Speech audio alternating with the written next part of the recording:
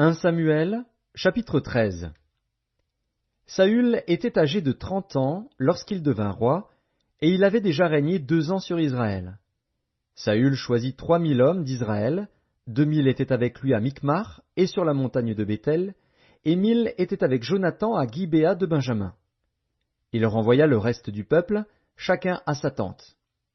Jonathan battit le poste des Philistins qui était à Géba, et les Philistins la prirent.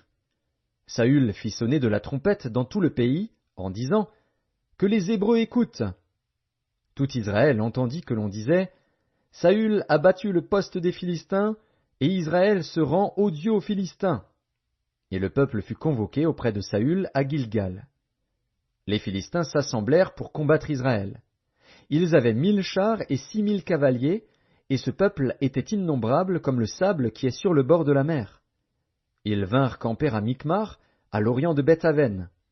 Les hommes d'Israël se virent à l'extrémité, car ils étaient serrés de près, et ils se cachèrent dans les cavernes, dans les buissons, dans les rochers, dans les tours et dans les citernes. Il y eut aussi des Hébreux qui passèrent le Jourdain pour aller au pays de Gad et de Galaad. Saül était encore à Gilgal, et tout le peuple qui se trouvait auprès de lui tremblait. Il attendit 7 jours, selon le terme fixé par Samuel. Mais Samuel n'arrivait pas à Gilgal, et le peuple se dispersait loin de Saül. Alors Saül dit, « Amenez-moi l'holocauste et les sacrifices d'action de grâce. » Et il offrit l'holocauste.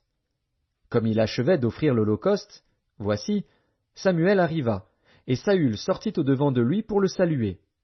Samuel dit, « Qu'as-tu fait » Saül répondit, « Lorsque j'ai vu que le peuple se dispersait loin de moi, que tu n'arrivais pas au terme fixé, et que les Philistins étaient assemblés à Micmar, je me suis dit, les Philistins vont descendre contre moi à Gilgal, et je n'ai pas imploré l'Éternel. C'est alors que je me suis fait violence et que j'ai offert l'holocauste. » Samuel dit à Saül, « Tu as agi en insensé. Tu n'as pas observé le commandement que l'Éternel, ton Dieu, t'avait donné. L'Éternel aurait affermi pour toujours ton règne sur Israël. Et maintenant ton règne ne durera point. L'Éternel s'est choisi un homme selon son cœur, et l'Éternel l'a destiné à être le chef de son peuple, parce que tu n'as pas observé ce que l'Éternel t'avait commandé. » Puis Samuel se leva et monta de Gilgal à Gibéa de Benjamin.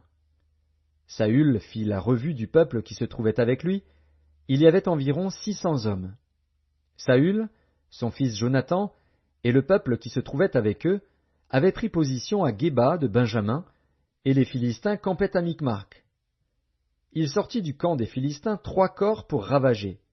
L'un prit le chemin d'Ophra, vers le pays de Shual, l'autre prit le chemin de Beth-Horon, et le troisième prit le chemin de la frontière qui regarde la vallée de Tseboïm, du côté du désert.